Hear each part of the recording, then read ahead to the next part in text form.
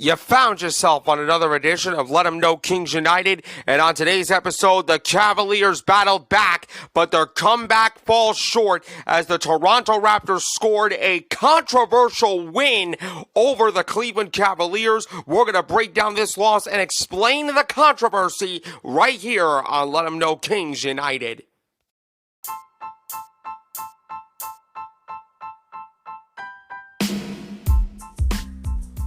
And now, ladies and gentlemen, it is that time for the post-game reaction podcast of the Cleveland Cavaliers, Sacramento Kings, and the Chicago Bulls.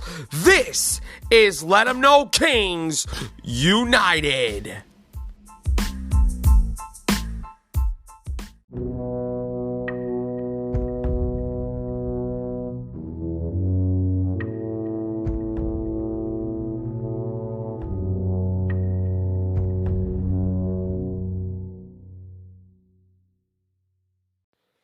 Let 'em know, Nation, you already know what time it is. Welcome to another edition of Let 'em Know Kings United, your Cleveland Cavaliers, Sacramento Kings, and Chicago Bulls post-game reaction podcast.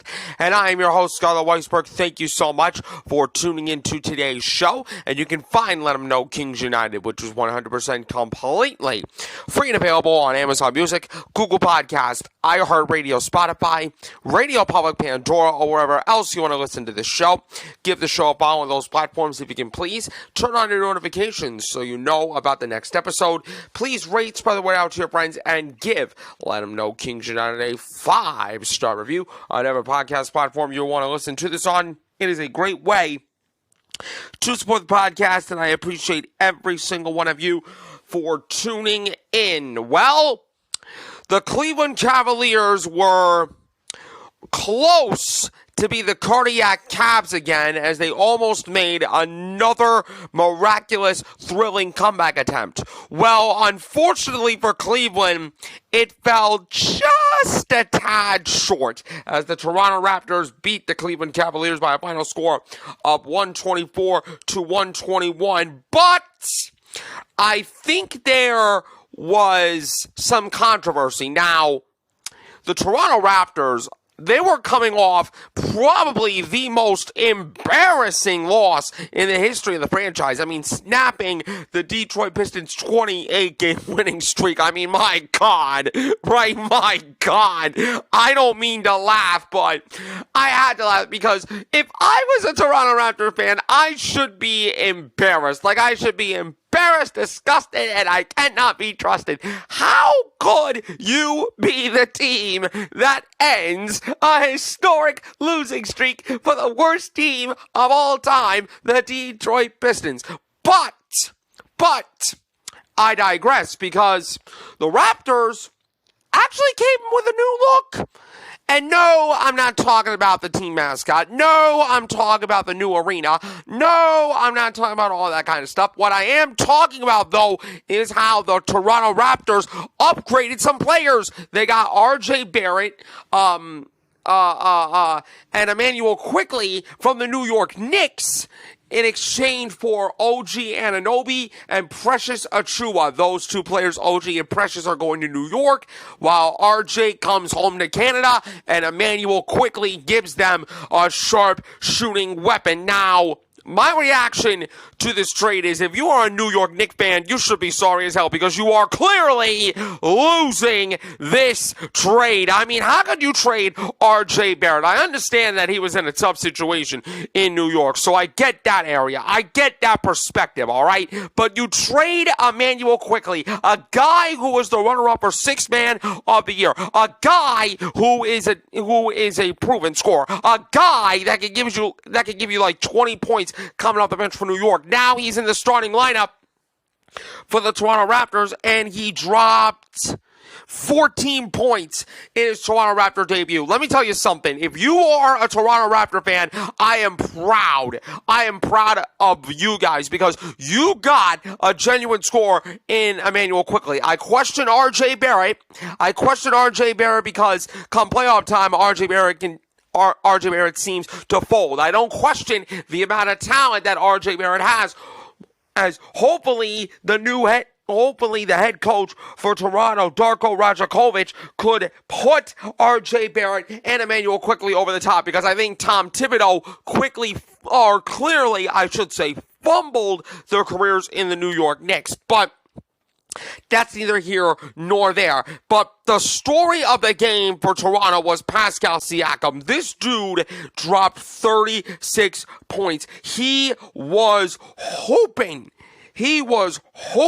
and they squandered a 19-point lead.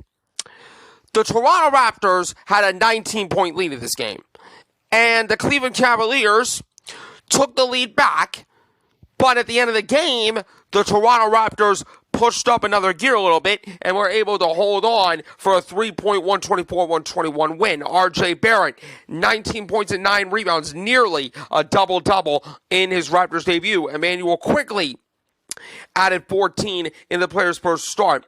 The new look Toronto Raptors are 1-0 together, and they are 13-20 on the year, while the Cleveland Cavaliers fall into 3 games above 500. But they are third in the division, but I still think the Cleveland Cavaliers are still going to be a really good team. And it was a sellout crowd of 19,800 fans roared for the Toronto-born Barrett when he was introduced before tip-off. Barrett assisted on Quickly's three-pointer to open the scoring for Toronto.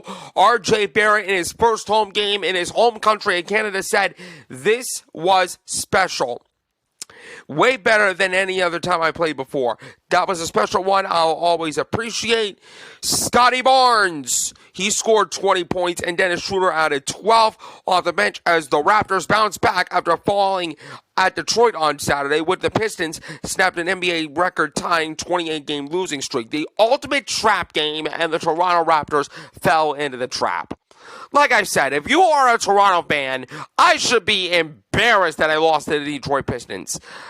Like, you bounce back and you beat the Cavaliers, I'll give you that. But you should be embarrassed after losing to Detroit. I mean, come on. But Darko Rajakovic had nothing to complain here. He said, "I think we played good basketball. Guys were enjoying playing a good brand of basketball and just cheering for each other." Now, as far as Cleveland, Karis LeVert, he was big time coming off the bench with 31 points. Donovan Mitchell, he continues to do spider things with 26, who lost 2 straight and now 3 out of 5. Isaac Okoro, Jared Allen, and Sam Merrill each had 16 points for Cleveland. Sam Merrill was big time coming off the bench, especially from 3. But there was a little bit of controversy in this game. And, you know, I think the officials, I hate to side with JB Bickerstaff because he is one of the most terrible coaches in the NBA. I mean, Luke Walton and Sidney Lowe, why are you in the coaching staff? The 3 of you are a bunch of losers that will ultimately get fired, and the Cleveland Cavaliers will have a big rebuild after Donovan Mitchell leaves. I don't want that to happen, but that's just my prediction here. But there was some controversy in this game, as JB Bickerstaff said that Pascal Siakam should have been called for traveling on Toronto's final inbounds pass in the mere seconds of the game after Toronto called a timeout to coach for Darko to remind the Toronto Raptors what the play is. Pascal Siakam moved the foot and clearly worked his way up worked up the sideline. In JB's eyes, that should have been a travel. Honestly, I agree with him. Listen to what he said. He traveled for sure. There was no doubt about it. When you inbound the ball on the sideline after a timeout, you're not allowed to move, and he clearly worked his way up the sideline. That's a violation. The ball should have been ours with a chance to win the game. Isaac Okoro and Donovan Mitchell missed 3-point shots, but the Cavaliers trailing by 2 in the final minute of the fourth quarter. Bickerstaff also said, "I thought we got open looks. We just got to knock them down." The Cavaliers fell to 5-3 since the injuries of Evan Mobley and Darius Garland. Donovan Mitchell said, And that was tough. I didn't agree, but it shouldn't have come down to that. Mitchell went to the free throw line with less than 3 seconds remaining and made the first, cutting the Cleveland's deficit to 123-121. But Donovan Mitchell trying to do what he did to the Chicago Bulls just after New Year's last year when he dropped an eye-popping 71 points. Tried to do the same thing, but he was called on a lane violation on the second attempt.